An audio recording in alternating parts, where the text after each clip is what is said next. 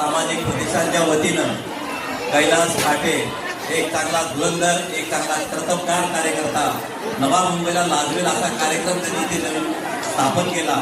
दिवाळी पहाटपासून आज मला वाटतं तुळशी लग्नापर्यंत त्यांचं जे कार्य आहे ते अतूट आहे.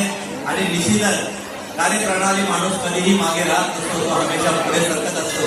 मी माझ्या रिपब्लिकन पक्षाच्या वतीनं त्यांना शुभेच्छा देतो की आपण सदैव लोकांमध्ये राहा, लोकांच्या समस्या जाणून घ्या आणि लोकांच्या अडचणीतून त्यांना लोकांना बाहेर काढाल तर लोक आपल्याला डोक्यावर घेतील. भविष्यामध्ये हे शिकणं गरजेचं आहे. प्रत्येक कार्यकर्ता नगरसेवक होतो, पण नगरसेवक होताना जनतेच्या लोकांची भावना समजून जनतेचे प्रश्नावर तो आवाज उठवतो. तो खऱ्या अर्थानं कार्यकर्ता असतो आणि त्यालाच नगरसेवक म्हटलं जातं.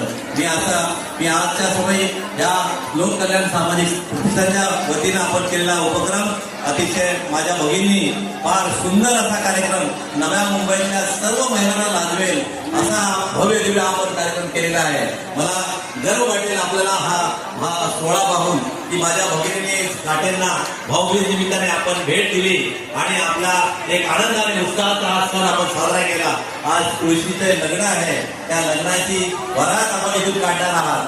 आपल्याला गर्व वाटेल या धर्माचा आपण जोपासना केली त्याबद्दल आपल्या सर्वांचं मनपूर्वक आभार मानतो.